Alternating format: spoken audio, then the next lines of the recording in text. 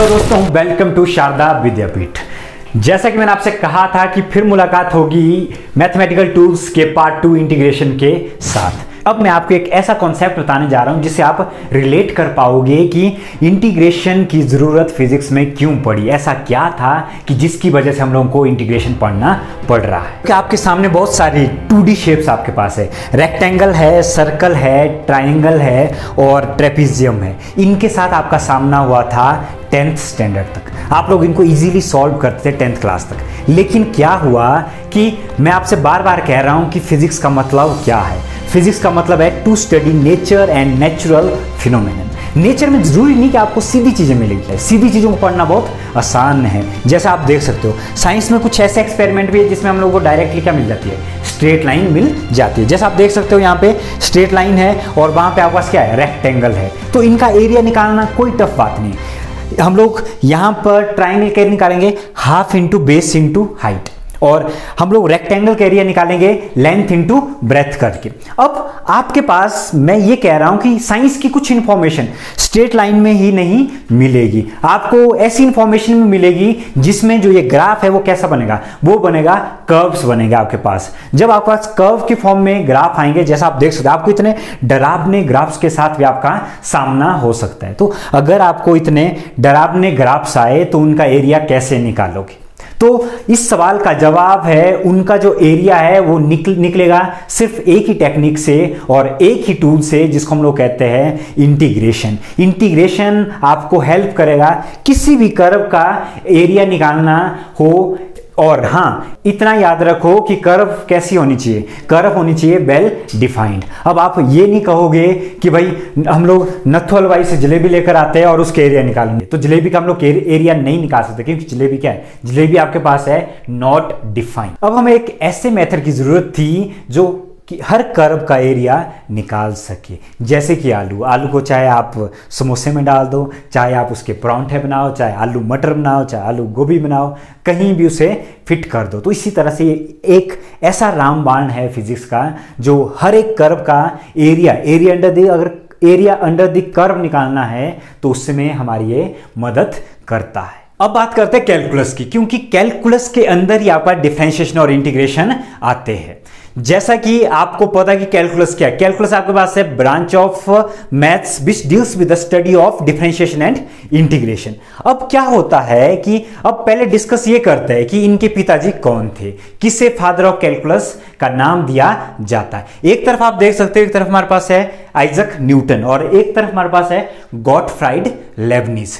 तो हुआ क्या, गॉटफ्राइड लेबनिज में 1684 में पेपर पब्लिश किए कैलकुलस से रिलेटेड, तो उन्होंने कैलकुलस के पेपर पब्लिश कर दिए। तब तक तो बात ठीक थी, उन्हें ही कहा जाता था कि फादर ऑफ कैलकुलस। 1687 में आइजक न्यूटन ने अपनी एक बुक पब्लिश की जिसे इतिहास की सबसे रेवोल्यूशनरी बुक के नाम से जाना जाता है, और उस बुक का नाम है प्रिंसिपिया मैथमेटिका।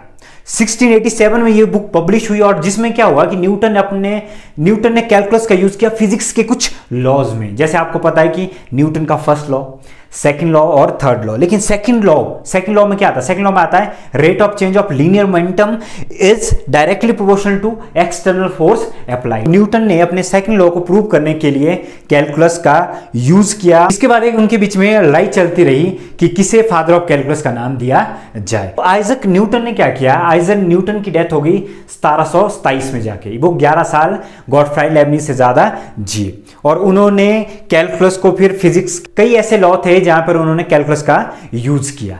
फिर लास्ट में क्या हुआ, लास्ट में ये हो गया कि जो कैलकुलस का जो पूरा क्रेडिट दिया गया आइजक न्यूटन को और इंटीग्रेशन का क्रेडिट दिया जाता है गॉटफ्राइड लेबनिज को। अब बात करते हैं कि मैथमेटिकल रिप्रेजेंटेशन ऑफ इंटीग्रेशन, कि किस तरह से हम लोग मैथमेटिकल रिप्रेजेंट कर। देखिए आपके पास एक आपको ग्राफ दिख रहा है। हमने पहले क्या डिस्कस किया था, हमने ये डिस्कस किया था कि इंटीग्रेशन से हम लोग किसी भी कर्व, वेल डिफाइंड कर्व का क्या निकालेंगे, एरिया निकालेंगे। तो देखिए आपके पास एक ग्राफ दिख रहा है F of x versus x आपके पास। इसमें क्या, इसमें एक कर्व हमारे पास दी हुई है और कर्व में हम लोग क्या करेंगे, कर्व में हम लोग इसके एक छोटा सा पार्ट लेंगे, एक छोटा स्मॉल स्ट्रिप लेंगे। तो जब हम लोग एक स्मॉल स्ट्रिप लेंगे, स्ट्रिप लेने के बाद आपके पास क्या बन जाएगा, फंक्शन में आपके पास बन जाएगा dy/dx is equal to f of x. याद रखिए मैं क्या कह रहा हूं, मैं ये कह रहा हूं किसी फंक्शन, कोई फंक्शन है जिसको डिफरेंशिएट किया हुआ है हमने, तो हमारे पास क्या है, dy upon dx is equal to f of x. अब क्या होगा, क्रॉस मल्टीप्लाई में आपके पास हो जाएगा dy is equal to f of x dx। अब इसी ग्राफ में अब इसका जो दूसरा ग्राफ आप देख सकते हो, यहां पे आप देख सकते हो कि इसी कर्व में हमने क्या किया, बहुत सारे पीसीस किए, और जब हमने बहुत सारे पीसीस किए तो हम लोगों को ये पूरे पीसीस क्या देंगे, हम लोग को ये एरिया देंगे पूरे फंक्शन का। तो इसको हम लोगों को क्या करना पड़ेगा, इसको हम लोग को ऐड करना पड़ेगा। तो ऐड कैसे करेंगे, हम लोग ऐड करेंगे समीशन का साइन लगाकर। तो देखिए समीशन का साइन कैसे लगाएंगे, summation of dy is equal to summation of f of x dx। लेकिन बात यह है यहां पर, क्योंकि हम लोग तो फिजिक्स में डील करते हैं और फिजिक्स में हमेशा हम लोग डील कर रहे हैं कंटिन्यूस चेंज के साथ, और समीशन का जो साइन होता है वो यूज किया जाता है to sum the discrete value, टूटी हुई वैल्यू को ऐड करने के लिए। लेकिन कंटिन्यूस कर्व हो या कंटिन्यूस कोई वैल्यू हो तो ये साइन है, ये रिप्लेस किया जाता है किससे, ये रिप्लेस किया जाता है इंटेग्रल के साइन से। और आप लास्ट में देख सकते हो, लास्ट में आपके पास क्या है, लास्ट में आपके पास है y is equal to integral of f of x dx। आपके पास जो ये आपको साइन दिख रहा है, जो कीड़ा जैसा जो आप किस तरह से आपको दिख रहा है, उसे हम कहते हैं इंटेग्रल। तो ये है आपके पास मैथमेटिकल रिप्रेजेंटेशन ऑफ इंटीग्रेशन। अब डिस्कस करते हैं some important formula of integration, जिनका यूज किया जाता है फिजिक्स के कोई भी डेरिवेशन को डिराइव करने के लिए। वैसे तो इंटीग्रेशन के बहुत सारे फॉर्मूले हैं, लेकिन यहां पर हम लोग सिर्फ और सिर्फ उन्हीं फॉर्मूलों को डिस्कस करेंगे जिनका यूज हम लोग फिजिक्स में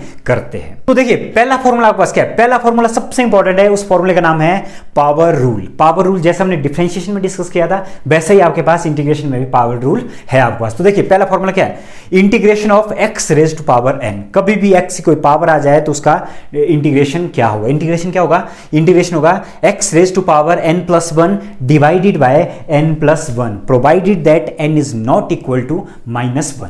तो एक एग्जांपल भी डिस्कस कर सकते हैं। मान लो आपके पास है कोई power y is equal to x raise to power 7 दिया है, तो x रेज पावर 7 की इंटीग्रेशन क्या होगी, x रेज पावर 7 की इंटीग्रेशन फॉर्मूले में डाल देते हैं। तो इसमें क्या होगा, x raise to power 7 plus 1 divided by 7 plus 1, तो फॉर्मूला क्या बना, x raise power 8 divided by 8 आपके पास। इसी तरह से हम लोग चाहे पावर आपका रैशनल नंबर में हो, चाहे आपके पास पावर किसी भी फॉर्म में, तो आप इसको सॉल्व कर सकते। तो देखिए दूसरा आपके पास है, दूसरा सबसे इंपॉर्टेंट, तो ध्यान दीजिएगा दूसरे में आपके पास क्या है, दूसरा जो फॉर्मूला है हमने लिखा पहले इंटीग्रेशन ऑफ dx, फिर उसके बाद इंटीग्रेशन है इन टर्म्स ऑफ y, और तीसरा है integration in terms of dt। लेकिन इसमें कोई भी फंक्शन यूज नहीं किया गया, dx के साथ कुछ भी नहीं लगा, कोई ना तो dy के साथ कुछ लगा है, ना ही dt के साथ कुछ भी लगा है। आपको पता है कि जिसका कोई नहीं होता, जिसके साथ कुछ भी लगा नहीं होता है, जिसका कोई नहीं होता है, उसका क्या होता है, सिर्फ और सिर्फ 1 आपके पास, सबका मालिक एक। तो एक इनके साथ लगा होगा,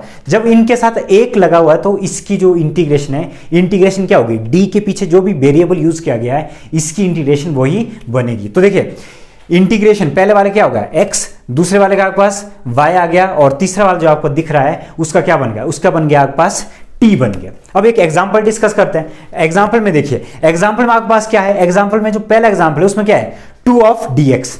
2 की हम लोग क्या कर रहे हैं, हम लोग कर रहे हैं इंटीग्रेशन, कांस्टेंट फंक्शन है। जब हम 2 की इंटीग्रेशन कर रहे हैं, इंटीग्रेशन क्या होगा, इसमें 2 तो रहेगा वैसे का वैसा ही, लेकिन पीछे क्या यूज होगा, पीछे आपके पास आएगा डी के पीछे जो वेरिएबल यूज किया, जो खानदान यूज किया, मान लो जो सरनेम यूज किया गया, तो ये इसका आंसर क्या आएगा, इसका आंसर आएगा 2x। अब 3 में क्या लिखा हुआ है, 3 में आपके पास लिखा हुआ है इंटीग्रेशन ऑफ 3dy। अब इंटीग्रेशन ऑफ 3 जब हम लोग करेंगे तो 3 रहेगा वैसे का वैसा ही, आपके पास y आ जाएगा इसके साथ में। उसके बाद 4 वाले में क्या आएगा, 4 का आंसर आएगा 4t। अब तीसरे फॉर्मूला डिस्कस करते हैं। तीसरे फॉर्मूले में आपके पास है integration of u plus p। कभी दो फंक्शन अगर सम में आ जाए तो आपके पास क्या होगा, आपके पास क्या होगा, आप लोग u को अलग से इंटीग्रेट कीजिए और b को अलग से इंटीग्रेट कीजिए। और चौथा जो आपके पास फॉर्मूला है, चौथा फॉर्मूला क्या है, इंटीग्रेशन ऑफ 1/x dx। तो इसका क्या आंसर आएगा, ये बन जाएगा लॉगरिथमिक फंक्शन आपके पास। अब डिस्कस करते हैं एक एग्जांपल जिसमें ये जितने भी हमने ये फॉर्मूले डिस्कस किए उनको हम लोग यूज करेंगे। तो देखिए पहला क्वेश्चन आपके पास है y is equal to x raise to power 5 plus 6x square plus 2।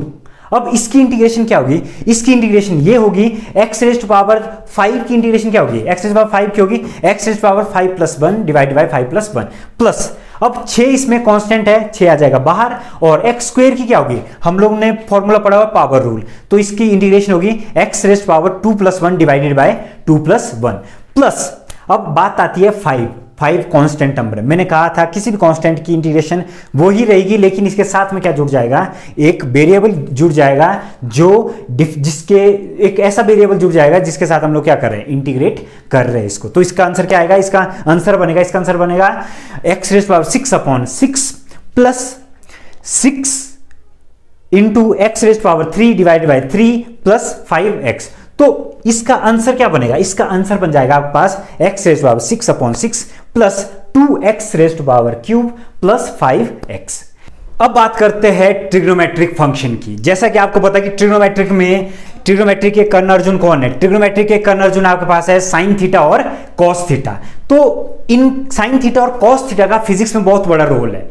हमेशा आपके पास बहुत सारे मोशन ऐसे जिनको साइन थीटा और कॉस थीटा से रिप्रेजेंट किया जाता है। तो देखिए पहला आपके पास integration of sine x, integration of sine x क्या आएगा, माइनस कॉस एक्स। उसके बाद आपके पास है integration of cos x, integration of cos x में क्या आएगा, इंटीग्रेशन ऑफ कॉस एक्स का आएगा साइन एक्स। डिफरेंशिएशन में होता था उल्टा। अब देखिए तीसरा फॉर्मूला आपके पास, तीसरे फॉर्मूले में क्या है, तीसरे फॉर्मूले में जब आपके पास फंक्शन इस तरह से है sine of n x, sine of n x की इंटीग्रेशन क्या होगी, इसकी इंटीग्रेशन होगी minus cos n x divided by n, n जाएगा डिवाइड में, इंटीग्रेशन में आ गया था आगे मल्टीप्लाई के लिए, लेकिन डिफरेंशिएशन में आता था आगे, लेकिन इंटीग्रेशन में कहां जाएगा, डिवाइड में। अब देखिए फोर्थ में क्या आपके पास, फोर्थ में आपके पास है integration of cos n x, integration of cos n x क्या होगी, integration of cos n x आपके पास होगी sine n x divided by n आपके पास। अगर आपके पास कोई ट्रिग्नोमेट्रिक फंक्शन में आता है कि इंटीग्रेशन ऑफ साइन 2x क्या होगी, तो इंटीग्रेशन ऑफ साइन 2x आपके पास होगी minus cos 2x divided by 2। जो यहां पे 2 था वो कहां आएगा, डिवाइड में, लेकिन अगर होती बात डिफरेंशिएशन की तो 2 कहां आता, 2 आता मल्टीप्लाई के लिए, उसके आगे कॉस के आगे आ जाता। तो इसी तरह से आपके पास ट्रिग्नोमेट्री के फंक्शन आते रहेंगे जिनके हमें इंटीग्रेशन करनी पड़ेगी अकॉर्डिंग टू जो हमने फॉर्मूले, ये 4 फॉर्मूले पढ़े। इंटेग्रल होते हैं 2 तरह के, एक होता है आपके पास इंडेफिनेट इंटेग्रल और दूसरा आपके पास होता है डेफिनेट इंटेग्रल। और जो फिजिक्स में हम लोग यूज करते हैं, फिजिक्स में हम लोग यूज करते हैं डेफिनेट इंटेग्रल को, क्योंकि हम लोगों को डेफिनेट वैल्यू चाहिए होती है, डेफिनेट रिजल्ट चाहिए होते हैं। तो आप देख सकते हो ग्राफ में आप देख सकते हो एक कर्व आपके पास है, ये कर्व तो बहुत बड़ी है, लेकिन इस कर्व में क्या, हमने एक पर्टिकुलर रीजन लिया है। हम लोग को एरिया, कोई भी ग्राफ का अगर हम लोग इंटीग्रेशन करते हैं तो वो हम लोग को क्या देता है, वो देता है एरिया, लेकिन हम लोग को एरिया चाहिए ए से लेकर बी के बीच में। तो ये क्या है, एक डेफिनेट वैल्यू, ए से शुरू किया और हम लोग को चाहिए बी के बीच में। तो देखिए इसको हम लोग रिप्रेजेंट कैसे करते हैं, when a function is integrated within a certain limit और definite limit, then the integration is called definite integral. तो इसमें देखिए इसको रिप्रेजेंट कैसे करते हैं, सेम वही फंक्शन है रिप्रेजेंट करने का, लेकिन हम लोग इसमें लिमिट यूज करते हैं, लोअर लिमिट और अपर लिमिट। तो देखिए रिप्रेजेंटेशन आपके पास है integral of f of x D x, लेकिन हम लोग यूज क्या करेंगे, लोअर लिमिट। ए आपके पास है लोअर लिमिट जिसको लिखा जाता है नीचे, और बी आपके पास है अपर लिमिट, कहां तक आप इंटीग्रेट कर रहे हो उसको लिखा जाता है ऊपर। और उसके बाद जो फाइनल रिजल्ट आता है, रिजल्ट आपके पास आता है upper limit minus lower limit. आप इसको एक एग्जांपल समझ सकते हो। एग्जांपल देखिए क्या है, एग्जांपल आपके पास है y is equal to x plus 2। अब इसको इंटीग्रेट कहां से कहां तक करना है, इसको हम लोग ने इंटीग्रेट करना है x is equal to 0 to x is equal to 1 तक। इंटीग्रेशन करनी वैसे की वैसे जैसे हम लोग अभी तक करते आ रहे हैं, लेकिन लास्ट में क्या होगा, जब हमारे पास रिजल्ट आ जाएगा, रिजल्ट में हम लोग क्या करेंगे, रिजल्ट में हम लोग अपर लिमिट की वैल्यू भी डालेंगे, फिर उसमें से माइनस क्या करेंगे, लोअर लिमिट की वैल्यू माइनस कर देंगे, और हमारे पास जो फाइनल रिजल्ट आएगा, आप देख सकते हो फाइनल रिजल्ट क्या आपके पास, ये आ गया 5/2। तो ये हमारे पास है डेफिनेट इंटीग्रल का यूज, क्योंकि हम लोग डेफिनेट इंटीग्रल को ही फिजिक्स में यूज करने वाले हैं। हम लोग एक ही डिस्कशन कर रहे थे पूरी वीडियो में हम लोग एक ही बात पर हमने फोकस किया कि इंटीग्रेशन का मतलब है आपके पास किसी भी कर्व से, और कर्व कैसे होने चाहिए, कर्व होने चाहिए वेल डिफाइंड।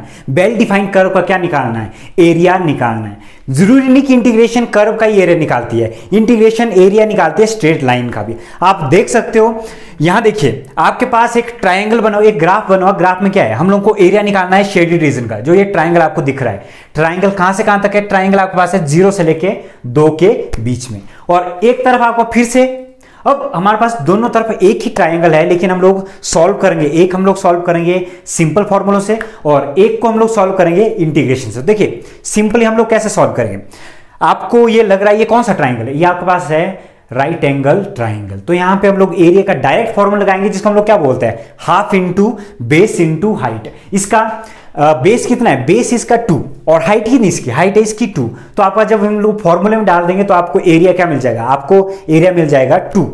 अब देखिए इंटीग्रेशन से इसी को कैसे सॉल्व करें। सेम ट्राइंगल, इंटीग्रेशन में हम लोग क्या करते थे, इंटीग्रेशन में हम लोग एक स्ट्रिप लेते थे, हमने एक स्ट्रिप ले ली dx की। और हाँ, इंटीग्रेशन में ये भी पता होना चाहिए कि ये स्ट्रेट लाइन की इक्वेशन क्या है, इसे कैसे जाना जाता है। तो ये जो इक्वेशन होती है हमारे पास, ये होती है y = x। तो y = x जब हम लोग इंटीग्रेशन डाल देंगे, इंटीग्रेशन कहां से कहां तक एरिया निकालना है, एरिया निकालना है 0 से लेके 2 के बीच में। तो देखिए जब इंटीग्रेशन करेंगे, डेफिनेट इंटीग्रल का हम लोग इसमें यूज कर रहे हैं। जब हम लोग इसको इंटीग्रेट कर रहे हैं, इंटीग्रेट करके आपके पास क्या आ रहा है, इंटीग्रेट करके आपके पास आ रहा है x²/2, लिमिट रहेगी वैसे की वैसे 0 से लेके 2 तक। तो upper limit minus lower limit, फिर से इसमें भी 2 आंसर है और इसमें भी 2 आंसर है। दोनों अप्रोच आपके पास क्या है, अप्रोच डिफरेंट लेकिन आंसर हमारे पास सेम।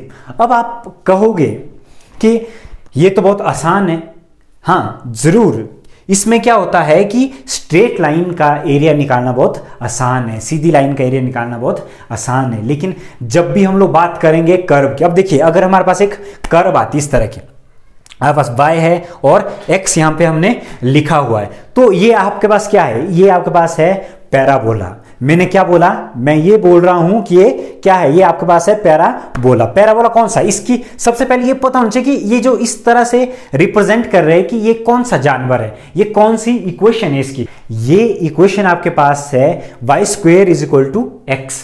तो y² = x, हम लोग को क्या निकालना, हम लोग को निकालना y। तो एरिया देखो, एरिया कहां से कहां तक निकालना है, एरिया निकालना है 0 to 4 के बीच में। लोअर लिमिट 0 और अपर लिमिट हमारे पास क्या है 4। तो जब इसका एरिया निकालेंगे तो हम लोग इंटीग्रल करेंगे। इंटीग्रेशन में हम लोग क्या लिखेंगे, इंटीग्रेशन में पहले लिखेंगे इंटीग्रेशन ऑफ कहां से कहां तक, 0 से लेके 4 तक इंटीग्रेशन करेंगे। और हमारे पास फंक्शन क्या है, फंक्शन है √x dx। तो इसकी जब इंटीग्रेशन करोगे, सेम वही कॉन्सेप्ट, पावर रूल इसमें हम लोग यूज करेंगे। और बाद में upper limit minus lower limit करके जो आपके पास जो एरिया आएगा, एरिया आपके पास कितना आ गया, एरिया आ गया 16/3। इस तरह से बहुत से, जितनी भी आपको ये शेप दिख रही है पीछे, डरावनी शेप्स जितनी भी आपको दिख रही है, इन सब का हम लोग एरिया निकाल सकते हैं इंटीग्रेशन की हेल्प से। अब आप समझ गए होंगे कि इंटीग्रेशन का रोल क्या है फिजिक्स में।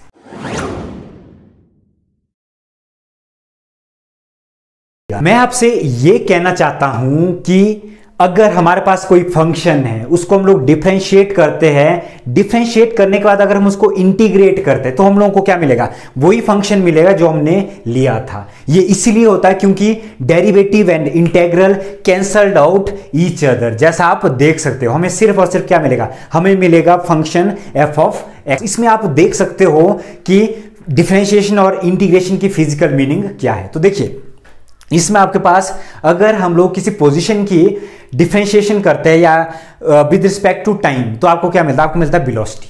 और वेलोसिटी का अगर आप क्या करते हो, वेलोसिटी का अगर आप डिफरेंशिएशन करते हो, आपको क्या मिलता है, आपको मिलता है एक्सेलेरेशन। अगर आपके पास, अब इस तरफ देखिए, इस तरफ आपके पास क्या है, इस तरफ आपके पास है, अगर हम लोग एक्सेलेरेशन की इंटीग्रेशन करते हैं तो हम लोग को मिलता है वेलोसिटी। और अगर हम लोग वेलोसिटी की इंटीग्रेशन करते हैं, हम लोग को क्या मिलता है, पोजीशन। देखिए हम लोग पोजीशन से शुरू हुए थे और कहां पे खत्म हुए, पोजीशन पे जाकर खत्म हुए। ये है beauty of differentiation and integration. तो इसी तरह हमारे पास, जैसे हम पोजीशन से शुरू हुए थे और पोजीशन पे खत्म हो गए, तो इसी तरह से हमारी वीडियो भी खत्म हो चुकी है। अब तक हमने जितने भी फॉर्मूले डिस्कस किए हैं, तो उससे रिलेटेड हमने आपके लिए कुछ प्रैक्टिस प्रॉब्लम यहां पर दी हुई है। तो इससे आपको क्या होगा, इससे आपको फायदा ये होगा कि जब आप ये प्रैक्टिस करोगे, यही प्रॉब्लम आप फेस करोगे फिजिक्स में आने वाले टाइम में। तो आपको ये प्रैक्टिस करना है, उसके बाद आपको फिजिक्स में कभी भी दिक्कत नहीं आएगी। अगर आपको ये वीडियो पसंद आए तो उन बच्चों तक जरूर शेयर करें जिन्होंने साइंस की दुनिया में पहला कदम रखा है। फिर मुलाकात होगी मैथमेटिकल टूल्स के पार्ट 3 के साथ। तब तक के लिए